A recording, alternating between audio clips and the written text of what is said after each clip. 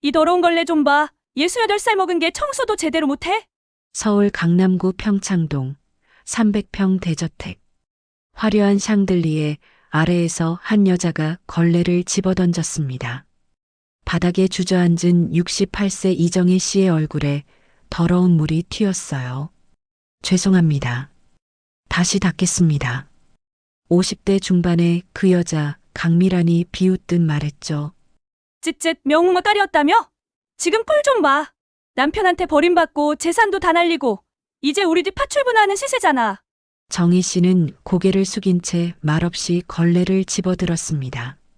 그런데 말이에요. 이 순간 아무도 몰랐습니다. 바닥을 닦고 있는 이 초라한 할머니가 누구인지, 30년 전 대한민국 최초의 여성 검사였다는 것을, 이 집이 원래 그녀의 것이었다는 것을, 그리고 지금 이 순간에도 완벽한 복수를 준비하고 있다는 것을 정희 씨의 입가에 희미한 미소가 스쳤습니다. 기다려라.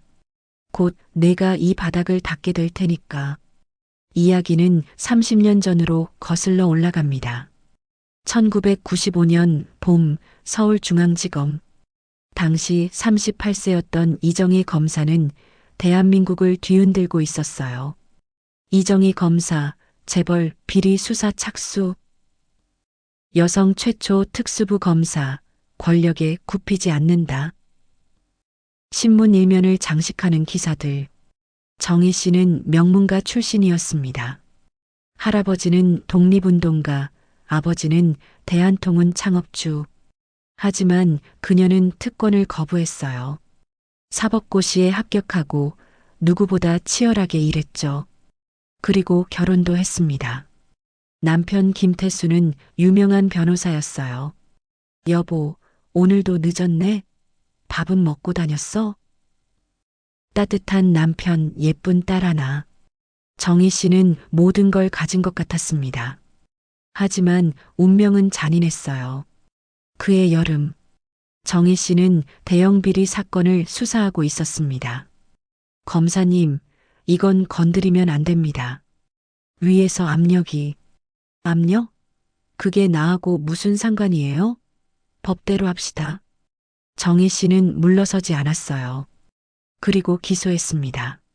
재벌 총수를 포함한 10명의 피고인. 대한민국의 법이 살아있음을 보여주겠습니다. 하지만 그날 밤, 집으로 돌아가는 길에 교통사고가 났어요. 트럭이 정희 씨의 차를 들이받았습니다. 으악! 병원에서 깨어났을 때 의사가 말했죠. 정희 씨, 정말 다행입니다. 딸은 무사해요. 하지만요? 척추를 다쳐서 당분간 걷기 힘들 겁니다. 최소 1년은 재활치료를. 그날 정희 씨의 인생이 무너지기 시작했습니다. 병원에서 6개월. 정희 씨는 휠체어 신세가 됐어요. 남편 태수는 처음엔 헌신적이었습니다. 여보, 걱정 마. 내가 다 알아서 할게. 하지만 시간이 지나면서 달라졌죠. 태수는 집에 늦게 들어오기 시작했어요. 그리고 어느 날, 여보, 우리 재산 정리 좀 해야겠어. 병원비도 많이 나가고. 재산 정리? 갑자기 왜? 아니, 그냥 효율적으로 관리하려고. 당신 명의 재산을 내 명의로 좀 옮기면. 정희 씨는 그때 이상함을 느꼈습니다. 하지만 남편을 믿었어요. 알았어요. 당신이 알아서 하세요. 그게 실수였습니다. 1년 후, 정희 씨가 거의 회복됐을 때 충격적인 소식을 들었어요. 이혼하고 싶소. 거실에 앉은 태수가 차갑게 말했습니다. 뭐? 라고? 당신, 이제 검사도 아니잖소. 장애인이 된 아내를 평생 돌보며 살 수는 없어. 정희 씨는 믿을 수가 없었어요. 우리 딸은요? 지원이는요? 딸은 내가 키우겠소. 당신은 그냥 조용히 나가줘. 그때 옆방에서 한 여자가 나왔습니다. 바로 강미란. 남편의 로펌 비서였던 그녀였죠. 오빠 그만해요. 가엾잖아요. 정희 씨는 그제야 알았습니다. 남편이 바람을 피웠다는 것을, 그리고 이미 모든 재산이 남편 명의로 넘어갔다는 것을. 당신들 처음부터 계획한 거였어? 태수가 냉소를 띠며 말했습니다. 계획? 그냥 기회가 왔을 뿐이지. 당신이 사고만 안 당했어도. 정희 씨는 그날 쫓겨났습니다. 딸 지원이를 보지도 못한 채 정희 씨는 법적 대응을 시도했어요. 하지만 전 남편 태수는 이미 술을 다 써놨습니다. 위조된 서류들, 매수된 증인들, 그리고 결정타. 이정희는 정신질환이 있습니다. 여기 정신과 진료 기록입니다. 거짓 진단서까지 만들어낸 거예요. 법원은 정희 씨의 손을 들어주지 않았습니다. 원고 패소. 재산은 전부 날렸고 딸의 양육권도 빼앗겼어요. 더 끔찍한 건 그 다음이었습니다. 어느 날 정희 씨에게 전화가 왔어요. 이정희 씨? 여기 서울중앙병원인데요. 네. 따님 지원 양이 화재 사고로 사망하셨습니다. 정희 씨의 세상이 무너졌습니다. 뭐? 라고요?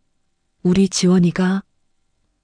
병원으로 달려갔지만 이미 화장까지 끝난 뒤였어요. 전 남편은 차갑게 말했습니다. 당신은 이제 이 아이 엄마도 아니야. 장례식에도 오지 마. 정희 씨는 그날 정신을 잃고 쓰러졌습니다. 그 후 30년, 정희 씨는 밑바닥 인생을 살았어요. 식당 설거지, 청소, 파출부.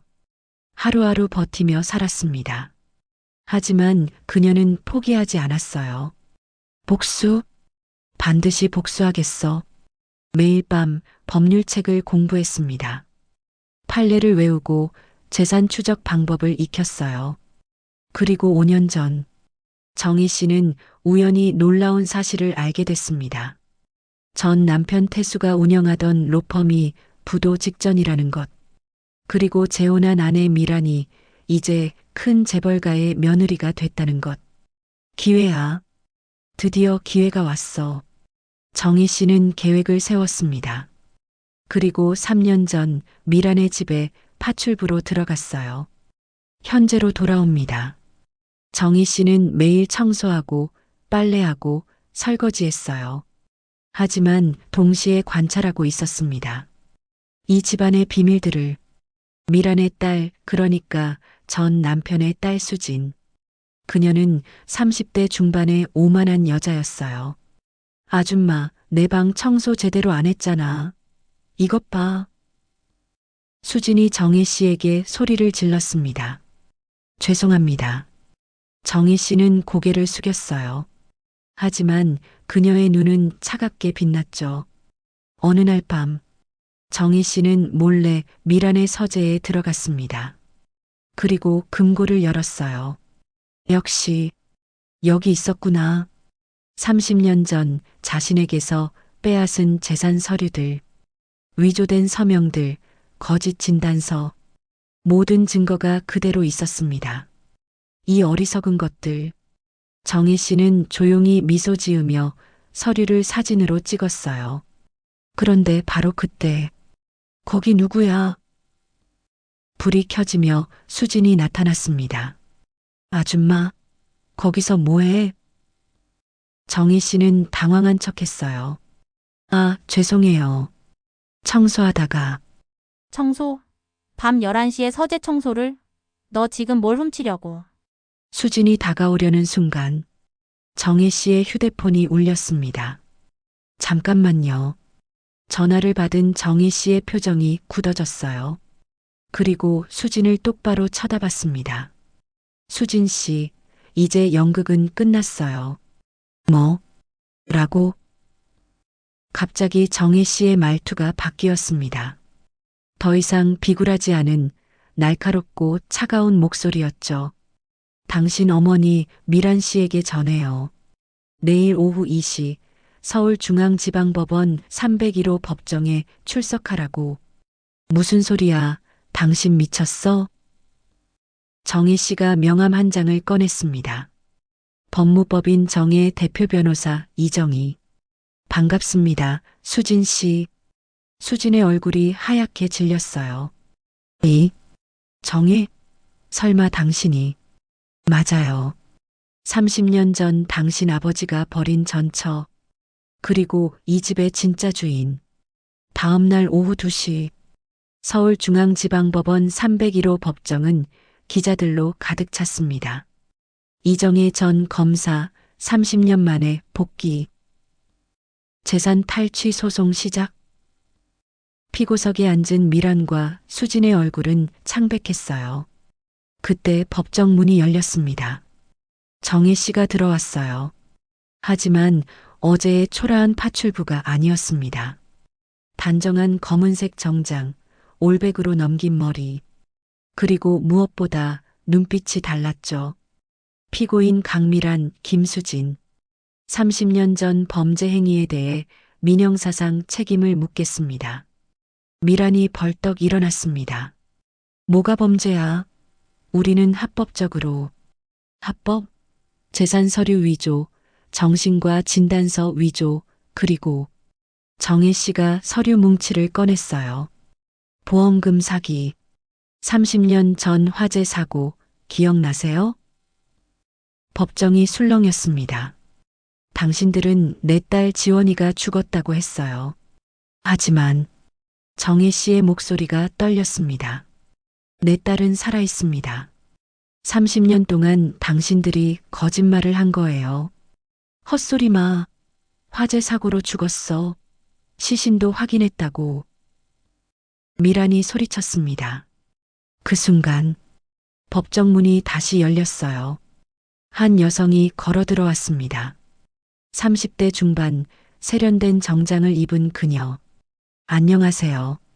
저는 김지원입니다. 30년 전 죽었다고 알려진. 법정이 발칵 뒤집혔어요. 미란과 수진은 믿을 수 없다는 표정으로 지원을 바라봤습니다. 불가능해. 당신은 죽었어. 내가 직접. 미란이 말을 멈췄어요. 하지만 이미 늦었습니다. 내가 직접 뭘 했다는 거죠, 미란 씨? 정혜 씨가 날카롭게 물었습니다. 지원이 증인석에 섰습니다. 30년 전 그날 저는 9살이었어요. 화재가 났을 때 저는 집에 없었습니다. 그럼 시신은? 판사가 물었죠. 다른 아이의 시신이었어요. 강미란 씨가 고아원에서 데려온. 법정이 소란스러워졌습니다. 지원이 계속 증언했어요. 미란 씨는 아버지를 조종했어요. 보험금을 타기 위해 저를 죽은 것으로 위장하고 실제로는 저를 시골 고아원에 버렸죠. 거짓말이야. 증거 있어? 수진이 소리쳤습니다. 지원이 조용히 미소 지었어요. 증거요? 30년 전 당신 어머니가 고아원 원장에게 준 돈. 은행 기록이 남아 있습니다. 그리고 또 다른 서류를 제출했습니다. 그리고 이건 DNA 검사 결과예요. 당시 화재 현장에서 나온 시신과 제 DNA가 일치하지 않는다는. 미란의 얼굴이 흑빛이 됐어요. 정혜 씨가 일어섰습니다. 재판장님, 피고인들은 30년 전 제 딸을 유괴하고 다른 아이를 죽인 뒤 제 딸이 죽은 것처럼 위장했습니다. 그리고 보험금 3억 원을 편취했습니다. 또한 제 재산 50억 원을 서류 위조를 통해 불법으로 취득했고 저를 정신질환자로 만들기 위해 거짓 진단서를 작성했습니다. 판사가 심각한 표정으로 물었습니다. 피고인, 이에 대해 할 말 있습니까? 미라는 입을 다물고 있었어요. 하지만 수진이 벌떡 일어났죠. 아니에요. 이건 다 엄마가 시킨 거예요. 저는 몰랐어요. 수진아. 미란이 딸을 노려봤습니다. 닥쳐. 지금 내가 뭘. 하지만 수진은 이미 패닉 상태였어요. 엄마가 다 계획했어요. 이정혜 씨 사고도 엄마가 트럭 기사한테 돈 주고. 입 닥쳐. 미란이 딸의 입을 막으려 했지만 늦었습니다. 법정 기록에 모두 남았거든요. 재판이 진행되는 동안 정희 씨는 지원과 함께 복도에 나와 있었어요. 30년 만에 만난 모녀. 엄마, 정말 오래 기다렸어요. 지원의 눈에 눈물이 고였습니다. 지원아, 정희 씨가 딸을 꼭 안았어요. 엄마가 미안해. 늦어서 미안해. 아니에요, 엄마. 엄마는 한 번도 저를 포기하지 않았잖아요. 지원이 말했습니다. 저도 포기하지 않았어요. 고아원에서 탈출해서 혼자 공부하고 장학금 받아서 대학 갔어요. 그리고 변호사가 됐죠. 엄마를 찾기 위해서요. 정희 씨는 놀라움과 자부심으로 딸을 바라봤어요. 정말 대단해. 우리 딸, 엄마를 닮았으니까요. 두 사람은 마주보며 눈물을 흘렸습니다. 그때 법정 안에서 웅성거림이 들렸어요. 두 사람이 다시 들어갔을 때 또 다른 반전이 기다리고 있었습니다. 재판장님, 추가 증거를 제출하겠습니다. 정희 씨의 변호인단 중 한 명이 일어섰어요. 피고인 강미라는 단순한 재산 탈취범이 아닙니다. 조직적인 결혼 사기범입니다. 스크린에 사진들이 떴습니다. 미란 씨는 지난 40년간 총 5명의 남성과 결혼했고 모두에게서 재산을 편취했습니다. 첫 번째 남편, 1980년 사망. 보험금 편취. 두 번째 남편, 1985년 이혼. 재산 분할금 3억. 세 번째 남편이 바로 제 전 남편 김태수입니다. 법정이 또다시 술렁였어요. 그리고 네 번째, 다섯 번째 남편들도 모두 이혼 후 재산을 잃었습니다. 미란의 얼굴이 창백해졌습니다. 판사가 엄숙하게 말했죠. 이 정도면 상습범입니다. 피고인 강미란, 김수진은 구속 수감하도록. 안 돼. 판사님. 미란이 울부짖었지만 소용없었어요. 법정 경위들이 다가와 수갑을 채웠습니다. 수진도 울며 끌려갔죠. 엄마, 엄마. 정희 씨는 그 모습을 조용히 지켜봤습니다. 30년을 기다린 순간이었어요. 재판이 끝나고 일주일 후 정희 씨는 구치소 면회실에 있었습니다. 맞은편에 미란이 앉았어요. 죄수복을 입은 그녀는 완전히 무너진 모습이었습니다. 왜 날 만나러 왔어? 미란이 떨리는 목소리로 물었죠. 정희 씨는 차분하게 대답했습니다. 용서하러 온 게 아니에요. 당신이 제대로 벌 받는 걸 확인하러 왔죠. 복수가 그렇게 달콤해? 달콤하진 않아요. 하지만 정의는 달성됐죠. 정희 씨가 서류 봉투를 꺼냈어요. 이게 뭔데? 당신 딸 수진 씨 관련 서류예요. 그 애는 실형을 면할 수 있어요. 미란이 놀란 표정으로 정희 씨를 봤습니다. 무슨 소리야? 왜 수진이를? 수진 씨는 당신만큼 나쁜 사람은 아니에요. 그저 잘못된 엄마를 만났을 뿐이죠.